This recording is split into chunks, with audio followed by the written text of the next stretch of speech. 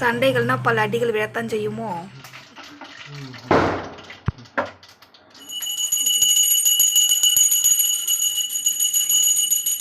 Hey guys, welcome to Tarun's hobbies. Video பார்க்கும்போதே உங்களுக்கு தெரிஞ்சிருக்கும், எங்களுடைய தீபாவளி செலிப்ரேஷன் vlog தான் இன்றைக்கி நீங்கள் பார்க்க போகிறீங்க. கரெக்டாக ஒரு மாதத்துக்கு அப்புறம் போஸ்ட் பண்ணுறேன்ல, ஓகே அதை வந்து பெருசாக எடுத்துக்காதீங்க. அண்ட் இந்த vlog வந்துட்டு ரொம்ப இன்ட்ரெஸ்டிங்காக அண்ட் ஜாலியாக இருக்கும். வீடியோவை ஸ்கிப் பண்ணாமல் பாருங்கள். நடுவில் ஒரு செம்மையான சம்பவம் ஒன்று இருக்குது, அதை மிஸ் பண்ணாமல் கண்டிப்பாக நீங்கள் பார்க்கணும். ஓகே காய்ஸ், நீங்கள் இன்னும் நம்ம சேனல் தருண்ஸ் ஆஃபீஸ் சேனலை சப்ஸ்கிரைப் பண்ணலை அப்படின்னா ப்ளீஸ் வந்து சப்ஸ்கிரைப் பண்ணிக்கோங்க. அண்ட் இந்த vlog உங்களுக்கு பிடிச்சிருந்தது அப்படின்னா மறக்காமல் ஒரு லைக்கும் பண்ணுறேங்க. வாங்க இப்போ vlogக்குள்ளே போகலாம்.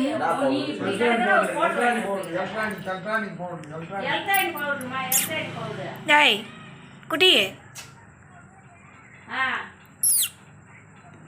எப்படி தூங்குது பேர் காலையில் வச்சு. டேய்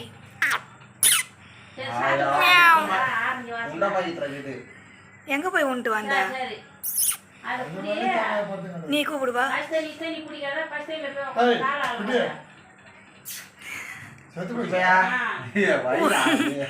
உயிரோட தான் இருக்குது.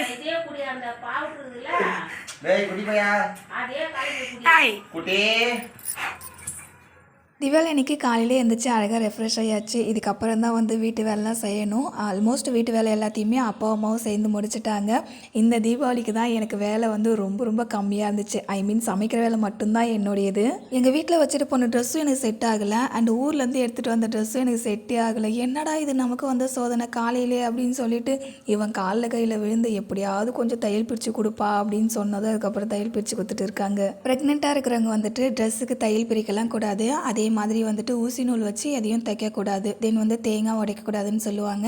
அதுக்கப்புறம் வந்துட்டு உள்ள பூரணம் வச்சு மூடுற மாதிரி எந்த ஒரு ரெசிபியும் செய்யக்கூடாது. ஆனால் இந்த விஷயங்கள்லாம் நான் ஒவ்வொரு டைம் பண்ணதுக்கு அப்புறம் தான் வந்து இதெல்லாம் நீ பண்ணக்கூடாது, ஏன் பண்ணுற அப்படின்னு கேட்கும்போது தான் எனக்கு கஷ்டமாக இருக்கும். இதை முன்னாடியே சொல்லியிருக்கலாம்ல அப்படின்ற போல் அதுக்காக உட்காந்து தனியாக 2-3 நாள் ஃபீல் பண்ணிகிட்ருப்பேன். என்ன மாதிரி இந்த விஷயங்கள்லாம் உங்களுக்கும் தெரியாது அப்படின்னா கண்டிப்பாக தெரிஞ்சுக்கோங்க. அண்ட் உங்களுக்கு வந்து இதில் நம்பிக்கை இல்லை அப்படின்னா நம்ப வேண்டாம், எனக்குமே நம்பிக்கை இல்லை தான்.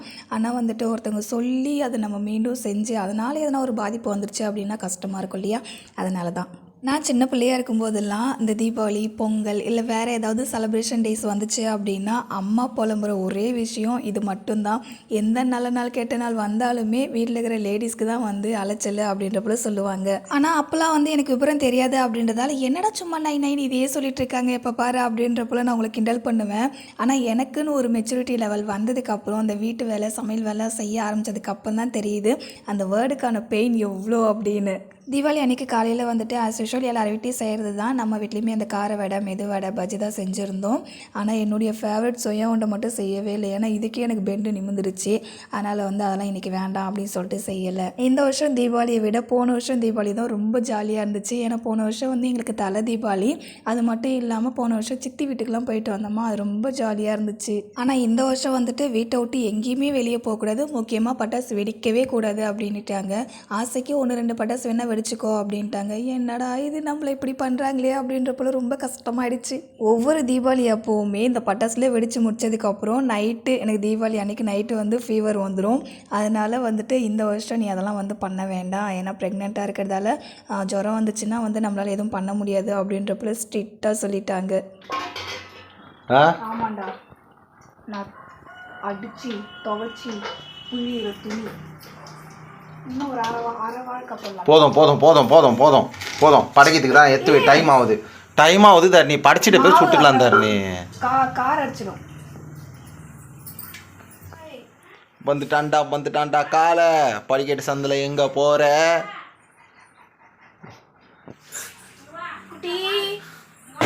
குட்டி? இங்க வா, இந்த சட்டியை கொஞ்சம் மோந்து பாரு. டேய் இங்க வா, நல்லிய கடி வா. ஆமாண்டா, நேத்து நீ கடிக்கும் போது எனக்கு போட்டுட்ட, இப்ப இல்லாதப்ப என்ன கூப்பிடுற. நல்லிய நான் கடிக்கல. இந்தா கோபால் புள்ளிய. நம்மளாம் கூட்டாது வராது. கோபால் புள்ள தானே நீ? கோபால் யாரு? நாட்டாம பாதம் பட்டா அந்த 300 விளையுமடி. மனசு வந்து குளிக்கிறதுக்கு கிளம்பிட்டான்டாப்பா. குளிக்கிறதே தீபாவளிக்கும் பொங்கலுக்கும் தான். இப்பெல்லாம் கிட்ட எடுத்து வந்து காமிக்காத மூஞ்ச. நான் ஒரு வடைக்கே முட்டை விட்டுன்னு இருப்பேன். பறிச்சதுக்கு அப்புறம் தான் போ. குளிச்சுட்டு வா முதல்ல கப்பு. ஆ என்னது ஒரு வழியாக குளிச்சிட்டியா? ஆலையும் மண்டையும் தாடியும் அப்புறம் மீசையும் அது வந்து என்னுடைய ஸ்பெஷல் ஐட்டம் மெதுவடை. போட்டா வடை. மெதுவடை ஏன் மெதுவாக போகிறதுனால இது பேர் மெதுவடையா? எப்போ பாரு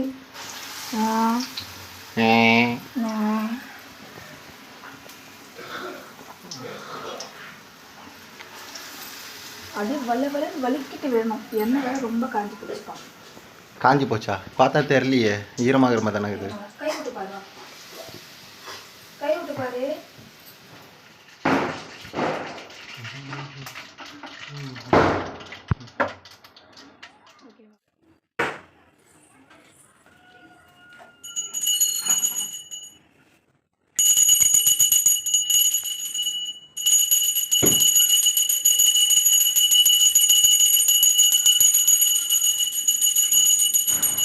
மேலே அடிச்சிச்சா?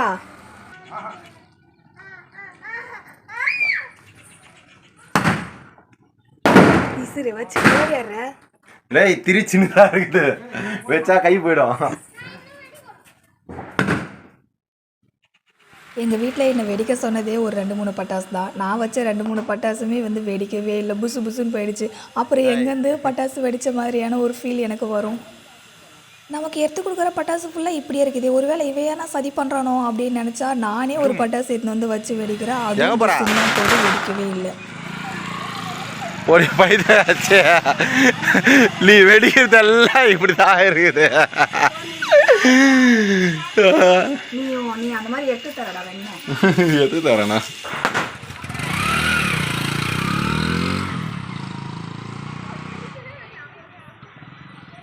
நல்லா வெய். வைக்கல வெஸ்டியா? பாருங்க மக்களே, இது இன்னைக்கு தீபாவளிக்கு ஸ்பெஷல். எங்கள் வீட்டில் இட்லி தான், வேற ஒன்றும் கிடையாது. பயந்துறாங்க. அதை இங்கே வந்து சொல்லணும். நீ இட்லி மேலே ஆட்ட பொம்மை வச்சாச்சு.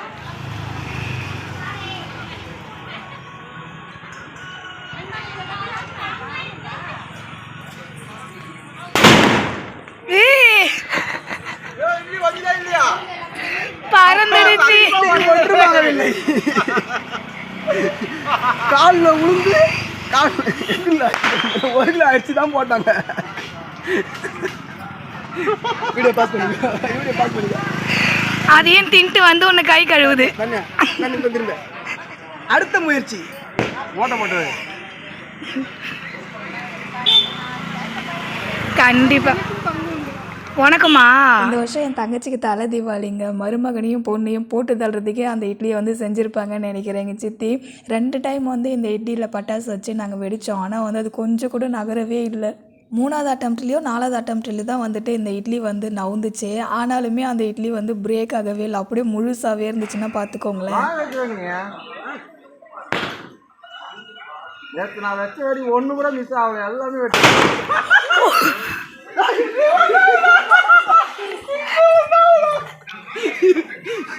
இப்படி இந்த இட்லிக்கு சாதாரண சேதாரம் தான். சுட்ட மஞ்சள் காட்டு. பட் இந்த இட்லி மாவு அரைச்சவங்க மேலே தப்பு கிடையாது. அது அரைச்ச அந்த கிரைண்டர் இருக்கு இல்லையா, அதுதான் சரியில்லை. அதான் மாவு வந்து சரியாக அரைப்படலை அப்படின்ற போல சொல்லியிருந்தாங்க. நீங்கள் எதுவும் பயந்துடாதீங்க, எங்கள் சித்தி நல்லாவே வந்து சமைப்பாங்க. அப்படியே அங்கேயே ஜாலியாக கொஞ்சம் நேரம் ஃபன் பண்ணி ஜாலியாக இருந்துட்டு அதுக்கப்புறம் நம்ம வீட்டுக்கு வந்து சாப்பிட்டுட்டு திரும்ப வந்து பட்டாசு வெடிக்க ஸ்டார்ட் பண்ணியாச்சு.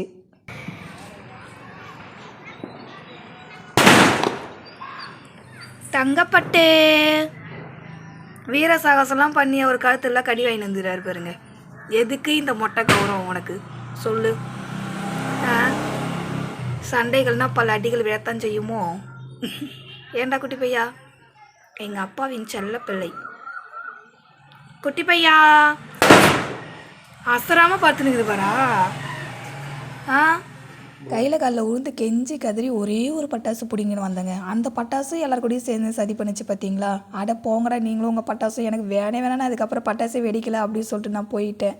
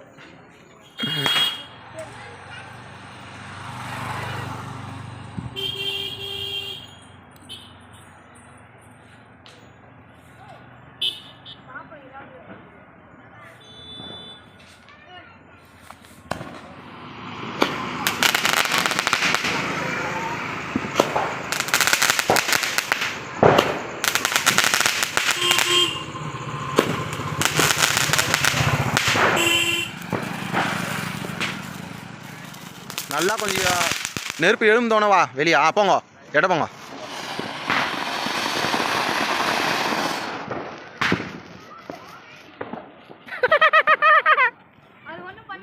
இப்போல்லாம் வந்துட்டு என்ன தான் தீபாவளிக்கு வந்துட்டு எவ்வளோ நிறைய பட்டாசு வாங்கி வெடித்தாலுமே, வீட்டில் நிறைய ரெசிபீஸ்லாம் செஞ்சு செலப்ரேட் பண்ணாலுமே, சின்ன வயசில் வந்து செலப்ரேட் பண்ணேன் பார்த்தீங்களா, அந்த மாதிரி ஒரு ஹாப்பியான ஃபீல் வந்து வரவே மாட்டேங்குது. அப்போல்லாம் வந்துட்டு தீபாவளி வந்துச்சு இல்லை பொங்கல் வந்துச்சு அப்படின்னா அப்படியே தெருவே வந்துட்டு அவ்வளோ ஒரு கலகலன்னு நிறைய அப்படியே செம்ம சூப்பராக இருக்கும் பார்க்குறதுக்கே. நமக்கே இன்ட்ரெஸ்ட்டாக இருக்கும் பட்டாசு வெடிக்க. எனக்கு ஒரு மெச்சூரிட்டி ஏஜ் வந்ததால் எனக்கு அந்த மாதிரி ஃபீல் இல்லையா, இல்லை வந்து நார்மலாகவே எல்லாருமே வந்து கொஞ்சம் பட்டாசு வெடிக்கிறது செலிப்ரேட் பண்ணுறதெல்லாம் கம்மி பண்ணிட்டாங்களா அப்படின்றது எனக்கு தெரியல. பட் எனக்கு வந்து அந்த மாதிரி ஃபீல் ஆகுது. எனக்கெல்லாம் பார்த்தீங்கன்னா எவ்வளோ சவுண்டு வர பட்டாசு வெடித்தாலுமே அது எனக்கு அந்தளவுக்கு திருப்தியாக இருக்கவே இருக்காது. ஆனால் இந்த புஸ்வானம், அதுக்கப்புறம் சங்கு சக்கரம், அதுக்கப்புறம் வந்து இந்த கம்பி மத்தாப்பு இதெல்லாம் வந்து பற்ற வச்சான் அப்படின்னா தான் எனக்கு ஃபுல்ஃபில்லாகவே இருக்கும் தீபாவளி.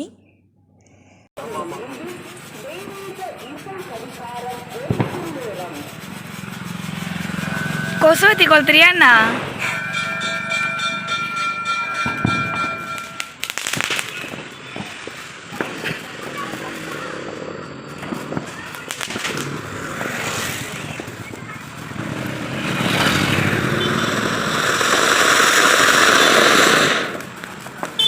என்னாச்சு?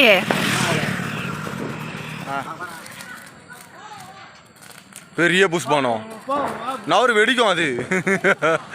ஆமாம்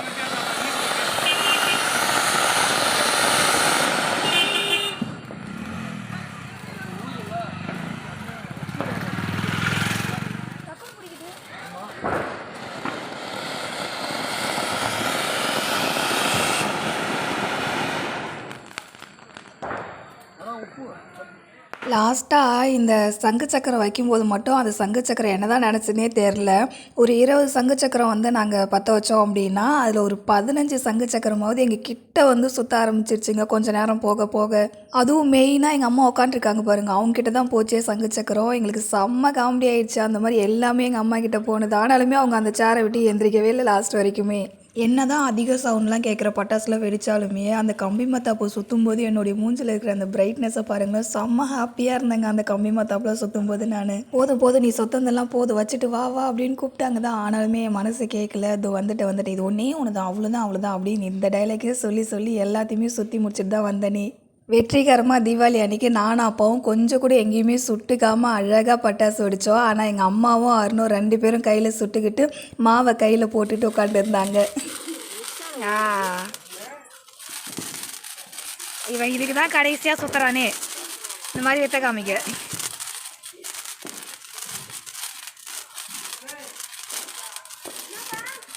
வா நீ நான் சண்டை போடலாம் வா குச்சிச்சா.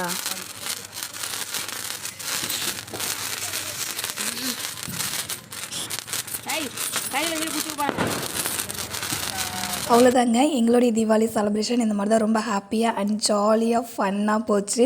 உங்களுக்கு தீபாவளி எப்படி போச்சு அப்படின்றத மறக்காமல் கமெண்ட்டில் சொல்லுங்கள். நான் இந்த கொஸ்டின் வந்து ரொம்ப லேட்டாக தான் கேட்குறேன், பட் இருந்தாலும் கமெண்ட் பண்ணுங்கள். ஓகே காய்ஸ், இந்த vlog உங்களுக்கு பிடிச்சிருந்து அப்படின்னா மறக்காமல் இந்த வீடியோக்கு ஒரு லைக் பண்ணுறேங்க. இதே மாதிரி ஒரு இன்ட்ரெஸ்டிங்கான vlogல மீட் பண்ணலாம். தேங்க்ஸ் ஃபார் வாட்சிங். பாய்.